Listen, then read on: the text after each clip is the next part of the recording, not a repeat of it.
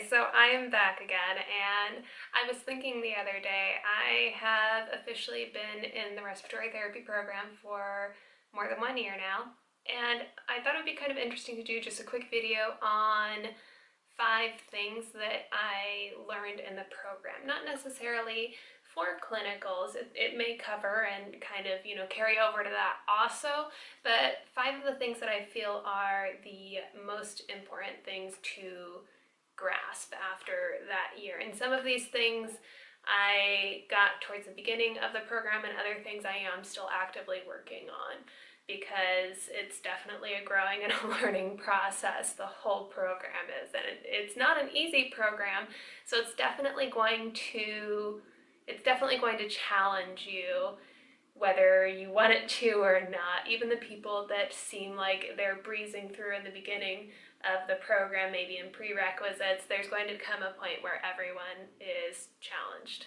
So for the first thing, organization and consistency are key.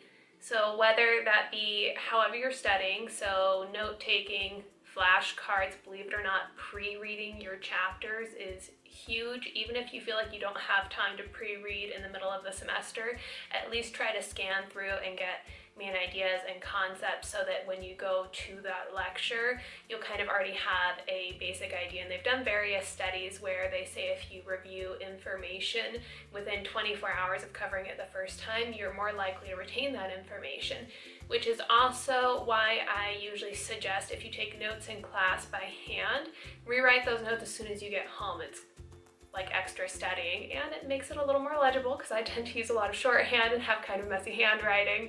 So I'm usually going back through my notes and I'm like, what was I trying to write here? And then I, might have to pull my book out and study a little deeper to figure out what concepts I was linking together. So just another way to study. But the reason that consistency and organization is key is it's going to prevent you from cramming.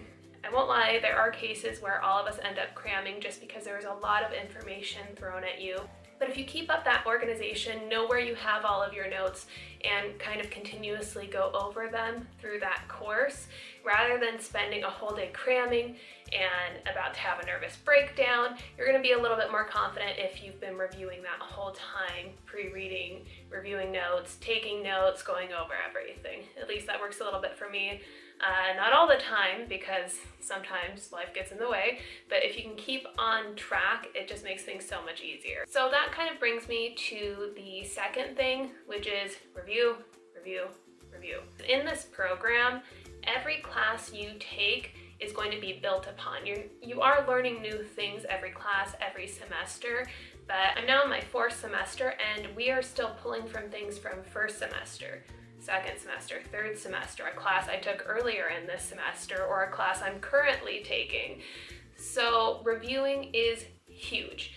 Now, it does sound kind of overwhelming because you are already going through so much new information, but the easiest way to do this is while you're learning new information. Let's say in my mechanical ventilation class, we were talking about when you need to mechanically ventilate someone with a severe asthma exacerbation. If you aren't familiar with an asthma exacerbation or what's going on in the body during that time, you need to go back and review it quickly, or maybe even just think of those key points as to what mode you're going to put them on, how they should and should not be treated, the types of things you're going to look for. Or even just like with anything else, if you go into your diagnostics class, think of what you learned from chemistry, or think of what you learned from anatomy and physiology as you're reading about these new things. Occasionally you may have to pull out old notes, and that's perfectly fine, but that's going to make your life easier in that class. And also, once you get to your therapist multiple choice exam, or your TMC, it's probably going to make that a lot easier, so you're not going back and trying to study all of these things from first semester that you haven't looked at in over a year. So the third thing, and again, a lot of this does have to do with studying, but let's face it, a lot of our life in the respiratory therapy program when you're not in clinical is studying. Even when you're in clinical, you're just studying constantly, learning constantly, and that's perfect. But this third thing is, when you're learning and when you're studying, I know I've mentioned this before, and I'll keep mentioning it because it's huge. You cannot just memorize concepts. you need to understand them. You need to know why it's happening, what's happening in the body. There are certain things that you do just have to memorize, like lab values, but what I mean more is physiological processes. Why is this patient hypoxemic? What's going on in their body that's causing that? You're not just gonna go, oh, okay, they don't have enough oxygen in their blood. Why? Because if you know the why, you know how to fix it. We are studying to pass an exam in this present moment, but once you graduate and you get out into the real world, you go on clinical, you're not studying for an exam anymore. You are helping people that are sick, and your choices are going to affect them. So you need to study for your patients, for the people that you'll be helping in the future, not just to pass that exam. But that is why it is so important to know the whys behind what you're doing. The fourth thing is, don't be afraid to ask questions. And I definitely struggled with this in my first semester. I probably barely spoke 3 sentences. I'm not sure I asked more than 3 or 4 questions initially. I was always very nervous, and I was worried about my question being silly, or maybe, my question not making sense to whoever I was asking it to. But you have to get over that, because if you have that question, somebody else probably has that question. And even if no one else has that question, you are there to learn. This is the best time to learn. While you're in school, while you're in clinical, you're a student. You're not expected to know everything. If you knew everything, you wouldn't be going to school. You would already be graduated, have all of your experience, and have your degree. And again, there's no such thing as a silly question. If you do for some reason feel nervous about asking a question in class, you can try emailing your instructor or speaking to them after class, or even doing tutoring. I'm really fortunate to have really great instructors and directors that are always available for tutoring. No matter how busy their schedule is, they will make time to help you, whether it's right after class or on a different day. They're just always there to help. And that's how a lot of instructors are. If you honestly come to them and say, hey, I'm not getting this concept and I don't know what to do about this. I've been reading, I've tried this, and I don't get it. Can you please help me? Can you tutor me? Can you try explaining it to me another way? And also, don't be scared to ask your classmates too. If you get to know some of your classmates, they may be able to explain it to you in a way that's easier than reading it out of the textbook, because we all understand things differently. I could explain something 12 times to someone and they might not understand, whereas the person sitting next to me explains the same thing with different language or a different way of explaining it, and it makes sense much easier. And that's perfectly normal. We all learn differently. You need that little sentence to get the light bulb to go off in your head. That happened to me recently. Someone was explaining something to me and they repeated it over and over, and I just kept being, I don't get it. I don't know. It's not making sense. I can't put the pieces together.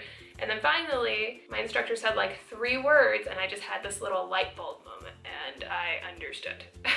And then on top of that, it's good to ask questions, because it's never good to assume. Whether you're in class or on clinical, if you have any doubts, don't just assume an answer. It's better to ask. And the 5th thing is venture out of your comfort zone. Find new ways to study if you're having difficulties. It might seem difficult initially, but maybe that's all you need to help you grasp that concept. Connect with other students or other respiratory therapists in the area, because you're going to get so much knowledge from everything they've experienced, and people love to share their journey, what they've been through.